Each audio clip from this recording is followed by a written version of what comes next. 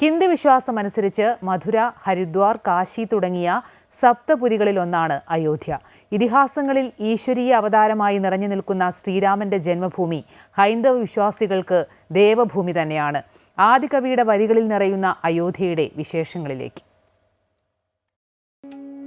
മനുഷ്യരാശിയോളം തന്നെ പഴക്കമുണ്ട് അയോധ്യയ്ക്കെന്നാണ് ഹിന്ദു പുരാണങ്ങളിൽ ഉള്ളത്. സത്യയുഗത്തിലെ പ്രളയത്തിന് ശേഷം സാക്ഷാൽ മനുവിനാൽ സൃഷ്ടിക്കപ്പെട്ടതാണ് അയോധ്യയെന്ന് പുരാണങ്ങൾ. മനുന മാനവേന്ദ്രേണ യാ പുരി നിർമ്മിത സ്വയം. ബാലകാണ്ഡത്തിലെ ഈ ശ്ലോകത്തിലൂടെ വാൽമീകിയും ഇത് തന്നെ പറയുന്നു. മുഴുവൻ ഭാവനയോ അതോ യാഥാർത്ഥ്യവും ഭാവനയും ഇഴചേർന്നതോ? ആദികവിയുടെ വരികളിൽ വിരിയുന്ന അയോധ്യ ഐശ്വര്യത്തിന്റെയും സമ്പൽ സമൃദ്ധിയുടെയും നേർചിത്രങ്ങളാണ്. കോസലമായിരുന്നു രാജ്യം.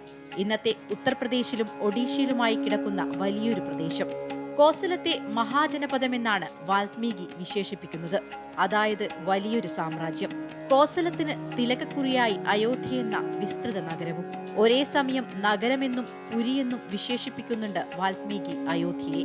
വെറുമൊരു നഗരമെന്നതിനപ്പുറം ഭരണസിരാകേന്ദ്രം കൂടിയായിരുന്നു അയോധ്യയെന്ന് പുരി എന്ന പ്രയോഗത്തിൽ നിന്ന് മനസ്സിലാക്കാം. ധനധാന്യ സമ്പൽ സമൃദ്ധമായിരുന്നു അയോധ്യ. ചക്രവർത്തിക്ക് കാഴ്ചവെക്കാൻ നികുതിപ്പണമായെത്തുന്ന സാമന്ത രാജാക്കന്മാരുടെ തിരക്കിനെക്കുറിച്ചും വാൽമീകി രാമായണത്തിൽ ഉണ്ട്. ചുറ്റും കിടങ്ങുകളാൽ സംരക്ഷിക്കപ്പെട്ട് ദീർഘചതുരാകൃതിയിൽ ഒരു സുന്ദര നഗരം. നഗരത്തിന്റെ ചുറ്റളവിനെക്കുറിച്ച് പോലും വാൽമീകി പറയുന്നുണ്ട്. 12 യോജന നീളവും 3 യോജന വീതിയും. 1 യോജന എന്നാൽ ശരാശരി 14 കിലോമീറ്ററോളം വരും. അങ്ങനെയെന്നാൽ 4692 ചതുരശ്ര കിലോമീറ്റർ ആയിരുന്നിരിക്കണം അയോധ്യയുടെ വിസ്തൃതി. രാമായണത്തിനപ്പുറം മറ്റു പുരാണങ്ങളിലും ചരിത്രത്തിന്റെ വിവിധ ഏടുകളിൽ പലകുറി കടന്നുവരുന്നുണ്ട് അയോധ്യ.